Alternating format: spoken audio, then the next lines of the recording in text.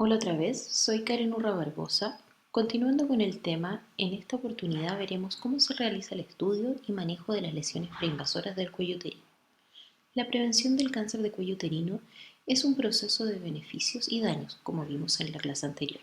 El riesgo no puede reducirse a cero con las estrategias que actualmente tenemos disponibles, y los intentos de lograr un riesgo cero podrían ocasionar daños desequilibrados, incluidos el sobretratamiento. Como vimos anteriormente, las estrategias de prevención óptimas deberían identificar aquellas anormalidades relacionadas con el BPH que probablemente progresen a cánceres invasivos, evitando al mismo tiempo el tratamiento destructivo de anormalidades que no están destinadas a convertirse en cancerosas. Comenzaremos hablando de la incidencia de las lesiones preinvasoras, luego veremos cuáles son las nociones básicas de la colposcopía y biopsia, seguiremos con el procedimiento de la conización y el principal objetivo de esta presentación será el manejo de cada una de las anormalidades de un PAP positivo o una citología insatisfactoria y el manejo ante una sospecha clínica. En cuanto a la incidencia, tenemos que este estudio de 965.360 muestras de citología cervical en pacientes de 30 a 64 años en Estados Unidos informó la siguiente distribución de resultados. Negativo para células neoplásicas en un 96%, células escamosas atípicas o de significado indeterminado en un 2,8%, lesiones intraepiteliales escamosas de bajo grado en un 0,97%, que incluye portación de BPH y NIE1, las lesiones intraepiteliales escamosas de alto grado en un 0,21%, que incluye las NIE2, NIE3 y carcinoma in situ, las células atípicas glandulares en un 0,21% y las células escamosas atípicas que no pueden excluir lesión de alto grado en un 0,17% y el carcinoma de células escamosas en 4,5 por 100.000 muestras. En 1980, Adolf Stahl, un colposcopista y fotógrafo, inventó un método de diagnóstico al que llamó cervicografía, para el que se utilizaba un aparato que denominó cervicógrafo. La cervicografía es un método para la detección de cáncer y otras anormalidades cervicales, mediante la proyección de una imagen fotográfica del cuello uterino en una pantalla donde un revisor experto la va a valorar. Un correcto diagnóstico depende de la experiencia del examinador. Se utiliza pacientes con resultado citológico normal o una prueba de BPH positivo. El objetivo principal de esta es que no se pase por alto una lesión invasora y dirigir la biopsia de una lesión sospechosa. La paciente debe estar en posición ginecológica. Después de colocar un espéculo intravaginal, se observa el cuello uterino, el cual se asea con una gasa seca y se humedece con ácido acético, el cual se unirá a las proteínas de las células patológicas y luego se enfocará el colposcopio al cuello uterino. Se vio que los resultados de la cervicografía y la colposcopía eran comparables. Lo primero que evaluaremos es si la colposcopía es satisfactoria, y esto se cumple cuando tenemos una visualización completa de la unión escamocolumnar. La colposcopía puede ser negativa, como vemos en esta imagen, y presentar anormalidades como las lesiones acetoblancas, punteadas, sugerentes de infección por VPH, o lesiones en mosaico con ribete blanco, sugerente de lesión de bajo grado, o también podemos encontrar mosaicos con ribete rojo, sugerentes de lesión de alto grado, o vasos atípicos de neoformación que son patognomónicos de invasión. Sabemos que la citología anormal o el examen físico solo representa una sospecha diagnóstica, por lo que esta debe ser confirmada con una biopsia siempre. En cuanto a la biopsia endocervical, se utiliza la legra endocervical. Hay controversias respecto a la utilidad del legrado endocervical sistemático y algunos colposcopistas lo reservan para casos determinados, como aquellas pacientes en quienes no se observa una zona de transformación completa o aquellas que se trataron previamente, o mujeres con alto riesgo de enfermedad recurrente y aquellas que se tratarán con terapia ablativa. Siempre está contraindicado en mujeres embarazadas. Cuando solo se tiene visible una lesión y esta es fácilmente asequible, una biopsia bastará. En caso de lesiones complejas, grandes, suelen requerirse múltiples muestras para descartar un cáncer invasor. Para esto se utilizará una pinza para biopsia en sacabocado cervical. Ambas muestras deben ser enviadas en forma separada. Finalmente será un registro colposcópico que debe incluir datos demográficos, observaciones clínicas, recomendaciones para seguimiento o derivación si corresponde. A partir del resultado de esta biopsia podremos recomendar un tratamiento definitivo. La escisión con asa electroquirúrgica es uno de los recursos más comunes para tratar neoplasias intraepiteliales. La facilidad con la que se puede realizar y el hecho que se lleve a cabo bajo anestesia local con pocas complicaciones a corto plazo lo convierte en un procedimiento ideal para el manejo de estas lesiones. Sabemos que este es el tratamiento efectivo en un 85% de las pacientes y en un 15% recidivará a corto o a largo plazo. La mayoría de las fallas van a ocurrir dentro de los primeros 2 años, aunque los cánceres pueden desarrollarse hasta 20 años después del tratamiento. El láser con dióxido de carbono es la amplificación de luz mediante emisión estimulada de radiación. Se utiliza en situaciones específicas en que su versatilidad ofrece ventajas sobre el procedimiento de decisión con asa electroquirúrgica. Antes de la llegada del asa era el tratamiento de elección. Tenía una alta tasa de curación con probabilidad de tratar casi cualquier extensión y grado de enfermedad, excelente cicatrización y bajas complicaciones. Su principal limitante era el costo del equipo y la curva de aprendizaje, la cual era mayor. Como complicaciones pueden presentarse hemorragias tardías o estenosis cervical. La crioterapia consiste en enfriar el tejido, por lo general con óxido nitroso, hasta que ocurra la crionecrosis. La crioterapia suele ser eficaz para el tratamiento de todos los grados de neoplasia intraepitelial cervical. Solo en aquellas en quienes cabe esperar un alto índice de curación deben tratarse mediante crioterapia. Los índices de curación disminuyen cuando el cuello es muy grande o lesiones que son muy extensas o que se prolongan al interior del conducto endocervical. En cuanto a la conización con bisturí frío, por muchos años fue el estándar para aquellas mujeres con neoplasias intraepiteliales, en las que se requiriera preservar la fertilidad. Tiene las desventajas de que debe ser realizada en pabellón con anestesia regional, genera más dolor, más sangrado y requiere de una técnica quirúrgica más avanzada. Se asocia a mayor incompetencia cervical en el embarazo con los costos económicos que todo esto implica, por lo que hoy se reserva para aquellas situaciones en las que requerimos una información fidedigna del estado de los bordes quirúrgicos, como en sospecha de carcinoma microinvasor o in situ.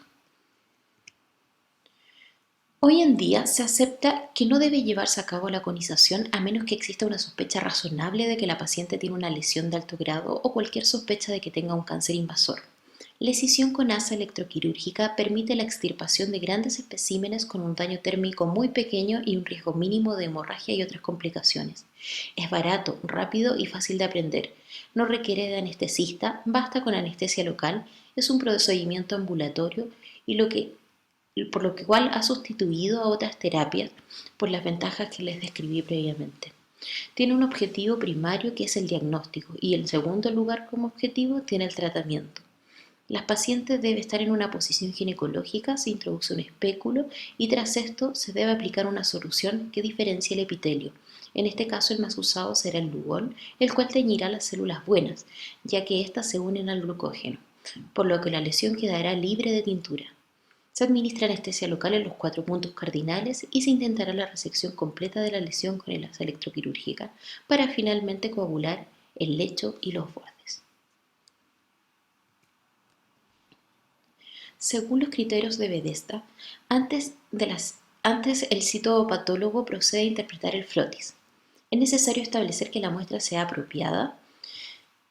El frotis puede considerarse aceptable para la valoración si se cumple que tiene una identificación clara y visible del paciente y la muestra, si tiene disponibilidad de una historia clínica pertinente, si la muestra es técnicamente interpretable y de composición celular apropiada, con no más de un 50% de células ocultas por inflamación, desechos o sangre, y demostración de que la muestra incluyó la zona de transformación cervical. Son factores que obligan a considerar insatisfactorio un frotis para la valoración, la falta de identificación de la paciente en el portaobjetos, un portaobjetos roto o irreparable, celularidad escasa que determina que el portaobjeto esté cubierto en menos de un 10% por células epiteliales claramente visibles, ocultamiento de 75% o más de las células epiteliales por sangre, inflamación o zonas demasiado densas, artificio de secado, mala preservación o material extraño. Los resultados citológicos insatisfactorios alcanzan menos de un 1%. Para las mujeres con un resultado de citología insatisfactoria y ningún resultado de prueba de BPH, o este está negativo o desconocido, se recomienda repetir la citología en 2 a 4 meses. No se recomienda una prueba refleja de BPH. El tratamiento para resolver la atrofia o la inflamación cuando hay una infección específica es aceptable.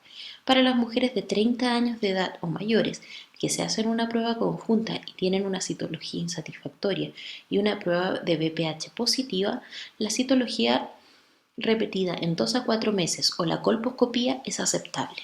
La colposcopía se recomienda para mujeres con 2 pruebas de citología insatisfactorias consecutivas. Manejo del Papa típico. El ASCUS es la normalidad citológica más común, pero conlleva el menor riesgo de una NIE3, en parte porque 1 a 2 tercios no están asociados a BPH. Para las mujeres con citología ASCUS, se prefiere una prueba refleja de BPH. Para las mujeres con ASCUS con BPH negativo, ya sea por pruebas de BPH refleja o COTES, se recomienda repetir las pruebas a los 3 años. Para las mujeres con ASCUS con BPH positivo, ya sea por pruebas de BPH refleja o COTES, se recomienda la colposcopía. Cuando la colposcopía no identifica la NIE en mujeres con ASCUS con BPH positivo, se recomienda realizar una prueba conjunta a los 12 meses. Si la prueba conjunta es negativa para BPH y la citología es negativa, se recomienda el retorno al seguimiento habitual para la edad en 3 años. Si las pruebas son negativas en ese momento, se recomienda la detección de rutina. Se recomienda que las pruebas de BPH en el seguimiento después de la colposcopía no se realicen a intervalos menores de 12 meses. Para las mujeres con citología ASCUS sin resultado de BPH, es aceptable repetir la citología al año o a los 6 meses en caso de nuestra guía mensal. Si el resultado es ASCUS o peor, se recomienda la colposcopía. Si el resultado es negativo, se recomienda volver a las pruebas de citología a intervalos de 3 años. El muestreo endocervical se prefiere para las mujeres en las que no se identifican lesiones y para aquellas con una colposcopía insatisfactoria, pero es aceptable para las mujeres con una colposcopía satisfactoria y una lesión identificada en la zona de transformación. Debido al potencial de sobretratamiento, el uso rutinario de procedimientos de escisión diagnóstica, como la escisión electroquirúrgica de asa para mujeres con ASCUS, en ausencia de una NIE2, es inaceptable. Para las mujeres con citología ASC-H se recomienda una colposcopía independiente del resultado del BPH. No se recomienda la prueba refleja de BPH. Para todas las mujeres con las subcategorías de atípico glandular, excepto las células endometriales atípicas, se recomienda la colposcopía con muestreo endocervical independiente del resultado del BPH. En consecuencia, no se recomienda el triage mediante pruebas reflejas. El muestreo endocervical se recomienda junto con la colposcopía y el muestreo endocervical en mujeres de 35 años o más. El muestreo endometrial también se recomienda para mujeres menores de 35 años con indicaciones clínicas que puedan sugerir que están en riesgo de una neoplasia endometrial. Esto incluye sangrado vaginal inexplicable o afecciones que sugieren anovulación crónica.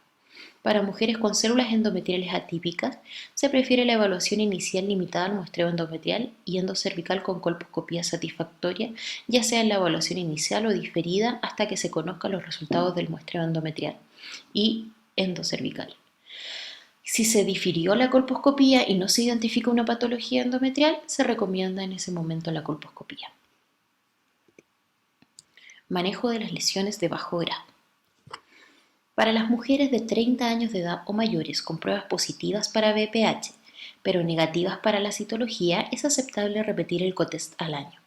Si al año el cotest de BPH es positivo y la citología es ASCUS o peor, se recomienda la colposcopía. Si el resultado del cotest repetido en un año es negativo para BPH y la citología negativa, se recomienda repetir el cotest en 3 años. El genotipo de BPH también es aceptable. Si las pruebas de BPH 16 o 18 son positivas, se recomienda la colposcopía. Si las pruebas de BPH 16 y 18 son negativas, se recomienda repetir el cotest en un año. Para las mujeres con citología de lesiones intraepiteliales escamosas de bajo grado y sin pruebas de BPH o una prueba positiva de BPH, se recomienda la colposcopía. Si la prueba conjunta muestra lesión intraepitelial de bajo grado, BPH negativo, se prefiere repetir la prueba conjunta al año, pero la colposcopía es aceptable.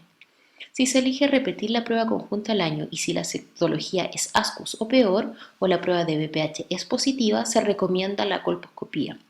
Si un resultado de la prueba conjunta al año es negativo para BPH y citología negativa, se recomienda repetir la prueba conjunta después de 3 años adicionales. Si todas las pruebas son negativas en ese momento, se recomienda la detección de rutina. Manejo de las lesiones de alto grado. Los resultados de la citología de las lesiones intraepiteliales de alto grado identifican en las mujeres un riesgo sustancial. Incluye lesiones de NIE2, NIE3 y carcinoma in situ. Las NIE2 se encuentran en la colposcopía en aproximadamente un 60% de las mujeres. Esto justifica la decisión inmediata de la zona de transformación para muchas mujeres, especialmente aquellas que corren con el riesgo de perder el seguimiento o que han completado su paridad. El cáncer de cuello uterino se encuentra en la colposcopía en aproximadamente un 2% de las mujeres con lesiones escamosas de alto grado, de bajo grado, de alto grado, perdón. Los resultados de las pruebas de BPH modifican los riesgos. Los resultados de las pruebas conjuntas de alto grado negativa para BPH, aunque son poco frecuentes, aún conllevan riesgo de NIRA.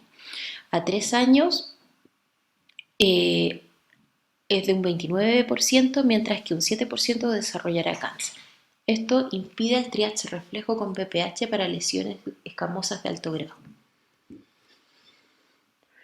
Para las mujeres con citología de alto grado es aceptable la escisión electroquirúrgica con asa inmediata o la colposcopía. Excepto en poblaciones especiales, el triage utilizando la citología repetida sola o la prueba refleja de BPH es inaceptable. Para las mujeres que se manejan con escisión inmediata se recomienda la colposcopía independientemente del resultado del BPH obtenido en la prueba conjunta. Se recomienda un procedimiento de decisión diagnóstico para mujeres con lesiones escamosas de alto grado cuando el examen colposcópico es insatisfactorio, excepto durante el embarazo. El manejo de las NIE1. Se recomienda el seguimiento con pruebas conjuntas al año. Si tanto la prueba de BPH como la citología son negativas, se recomienda realizar una nueva prueba a los 3 años después.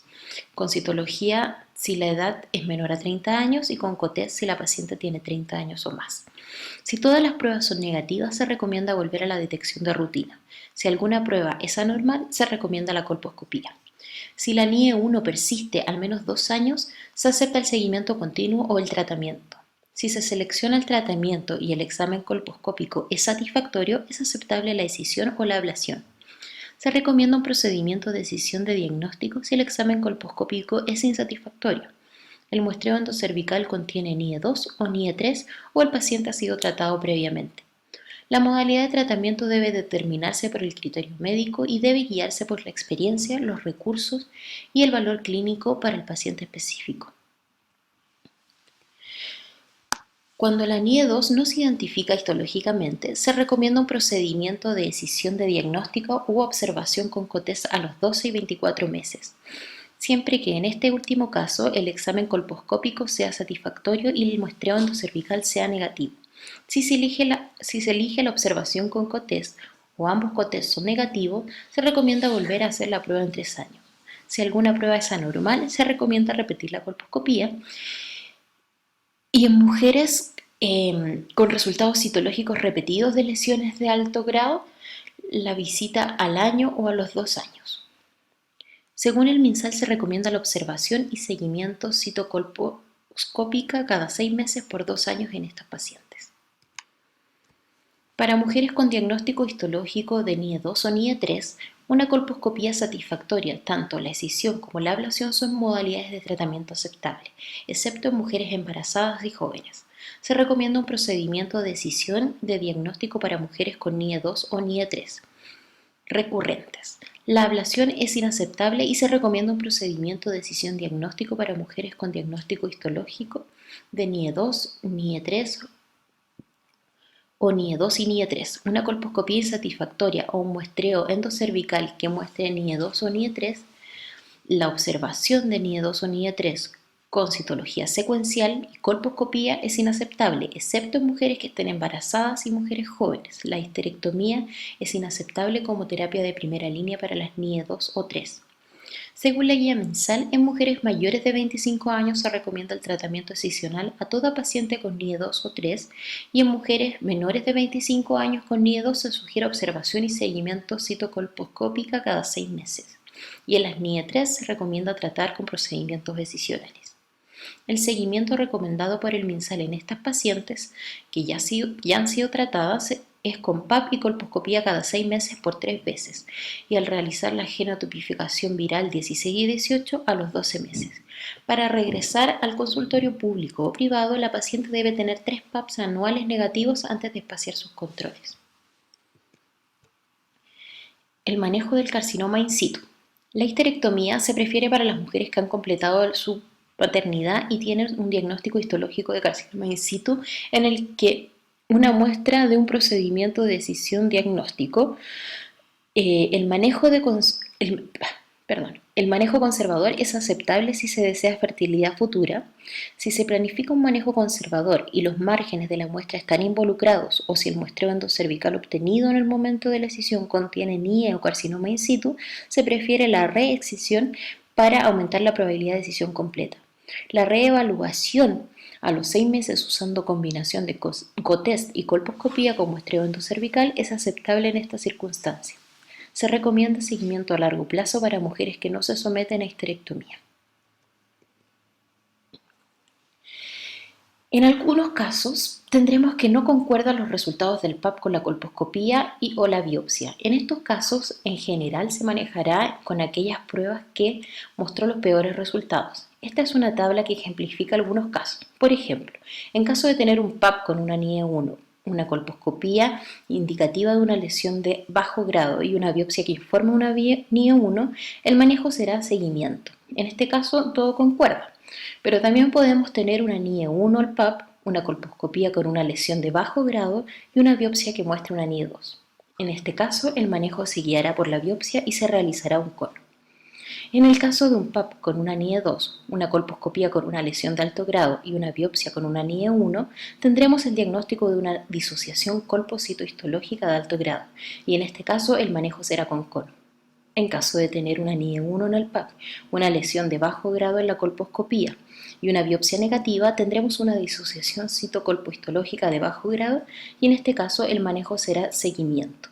Y finalmente, en caso de tener una colposcopía que indique una lesión de alto grado, un PAP que muestre un carcinoma invasor y una biopsia que muestre un NIE 2, el diagnóstico será NIE 2 y el manejo será con cono.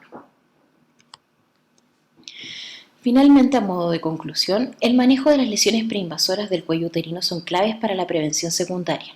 El virus del papiloma humano es el principal agente etiológico del precáncer cervical y el cáncer. La asociación entre BPH y la neoplasia cervical es tan fuerte que se ha descubierto que la mayoría de las otras covariantes conductuales sexuales y socioeconómicas dependen de la infección por BPH y no se consideran factores de riesgo independientes. La infección por VPH es necesaria, pero no suficiente para desarrollar la neoplasia cervical.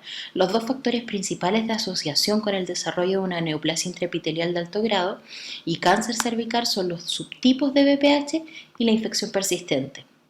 Los factores ambientales como el tabaco y las influencias inmunológicas también pueden contribuir. La colposcopía es clave para el diagnóstico, ya que guiará la biopsia magnificando la imagen del cuello del útero. Por su parte, la conización con asa electroquirúrgica es el principal pilar de tratamiento de las lesiones de alto grado, aunque en casos particulares podríamos requerir crioterapia o cono con bisturí frío. Sí hay que valorar los riesgos y beneficios de cada procedimiento. Es importante que estos tratamientos se administren de manera oportuna y que los seguimientos de cada una de estas alteraciones se cumplan de manera adecuada para la prevención óptima del cáncer de cuello uterino invasor. Muchas gracias.